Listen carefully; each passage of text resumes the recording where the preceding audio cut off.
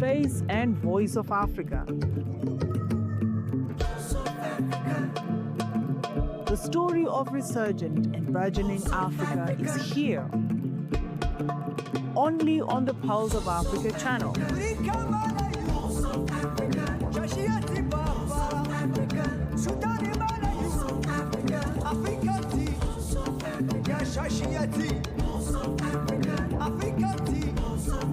Pulse of Africa, the face and voice of Africa.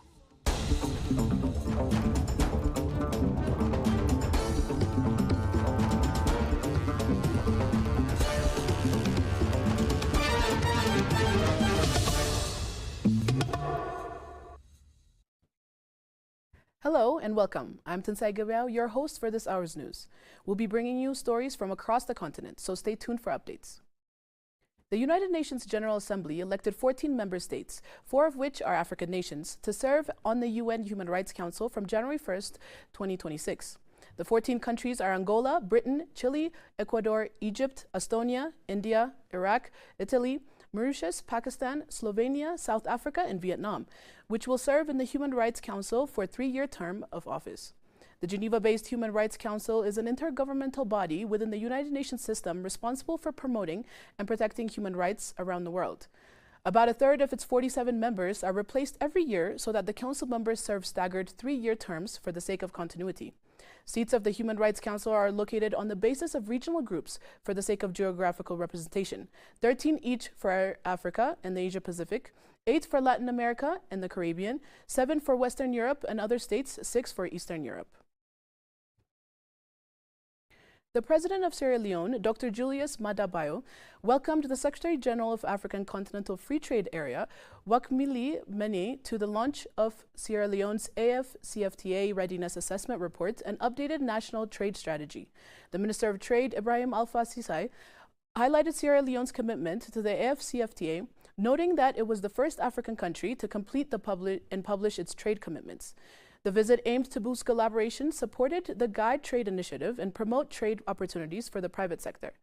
Mr. Mene praised Sierra Leone's leadership, describing it as a model of readiness and reform that aligns with the country's development and industrial policies, thereby enhancing its competitiveness in Africa's $3.4 trillion market.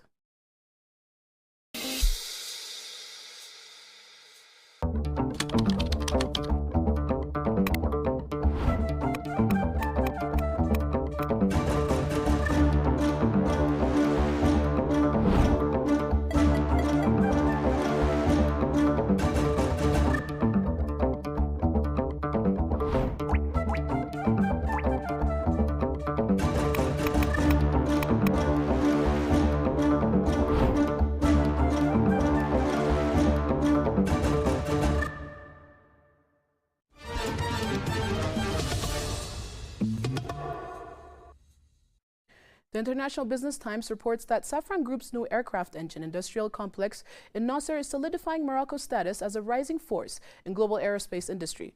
According to MAP, the complex, inaugurated on Monday by King Mohammed VI, underscores Morocco's broader economic vision, intertwining advanced industrial growth with job creation for its youth. The facility marks a significant step in Morocco's industrial evolution, positioning the kingdom as the world's second-largest producer of LEAP aircraft engines. IBT highlights that the project represents more than just manufacturing growth. It signals Morocco's integration into the heart of global aviation value chains. Kenya's President William Ruto has declared 7 days of national mourning and ordered a state funeral for the veteran opposition leader Raila Odinga, who died on Wednesday after suffering a cardiac arrest while receiving medical treatment abroad. Ruto described him as Kenya's foremost statesman and one of Africa's greatest sons, a giant of democracy, a fearless freedom fighter, and a tireless warrior of good governance. Ruto said he would postpone all his public engagements in the coming days as a mark of respect. Odinga had been receiving medical treatment abroad and suffered a cardiac arrest, according to the hospital in the city of Kochi, where he died. Kimbi Van Gogh, a Pan-Africanist, praised Pulse of Africa as an authentic storytelling platform for Africans. A groundbreaking Pan-African media platform initiated by Ethiopia's Prime Minister Abiy Ahmed marks a powerful step in reshaping how Africa tells its story. In an exclusive interview with POA, Pan-Africanist Kimbi Ngoge described the initiative as a new chapter in reclaiming Africa's narrative and asserting the continent's media independence.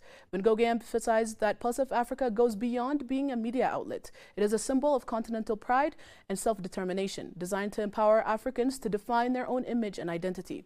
Ngoge believes that Pulse of Africa has the potential to reshape global perceptions by providing balanced, credible, and empowering coverage that reflects the continent's realities. Now, Pulse of Africa would help us fix that.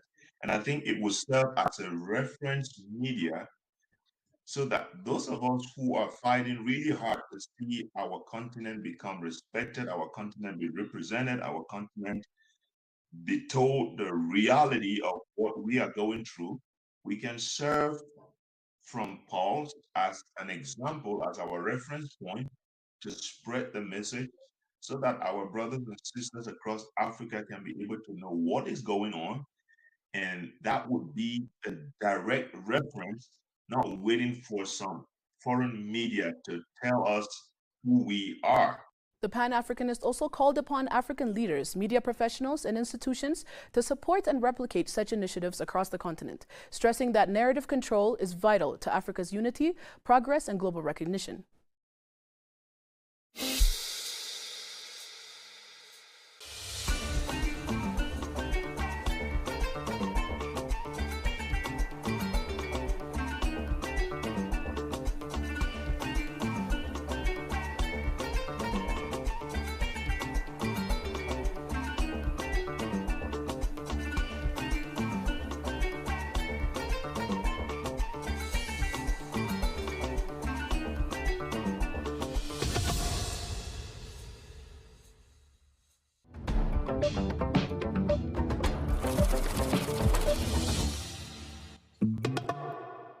Now to business news. The African Development Bank Group and Saudi Arabia have agreed to deepen their partnership to boost investment in Africa's key sectors, following talks in Washington during the 2025 World Bank and IMF annual meetings. Bank Group President Dr. Sidi Olduta met with Saudi Exim Bank CEO Saad Al-Kab and Saudi Fund for Development CEO Sultan Abdurrahman Al-Marshad to discuss co-investment in renewable energy, trade infrastructure, and social development, including affordable housing. The talks align Saudi Arabia's Vision 2030 with the bank's priorities, focusing on green industrialization, trade, youth employment, and regional integration. Key bank initiatives like Desert to Power and the Alliance for Green Infrastructure were highlighted as investment opportunities. Saudi Exim will expand trade finance and credit guarantees, while the Saudi Fund will co-finance projects in agriculture, energy, and climate resilience. The partnership supports Saudi Arabia's $41 billion pledge to Africa, including $10 billion pledge in export finance and $5 billion in development finance, to drive economic growth and job creation.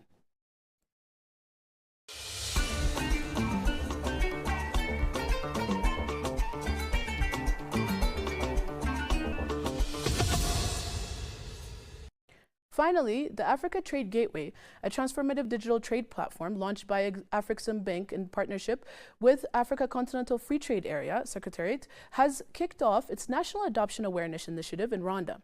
The ATG serves as a comprehensive digital trade ecosystem for Africa, linking buyers, sellers, financiers, and logistics providers. It enables businesses to connect with trusted partners, access financing, process instant payments, and expand into new markets, thus bringing the AFCFTA's vision to life. Amika Onya, Afrexim Bank's director of digital banking, described the ATG as a pivotal step toward Africa's economic transformation, shifting the focus from ideas to tangible impact. Dr. Kabayiza Alexis, Chief Technical Advisor at Rwanda's Ministry of Trade and Industry, emphasized that ATG symbolizes Africa's determination to shape its digital future and that Rwanda is fully committed to fostering innovation and continental collaboration. Next, let's take a look at the current weather forecast.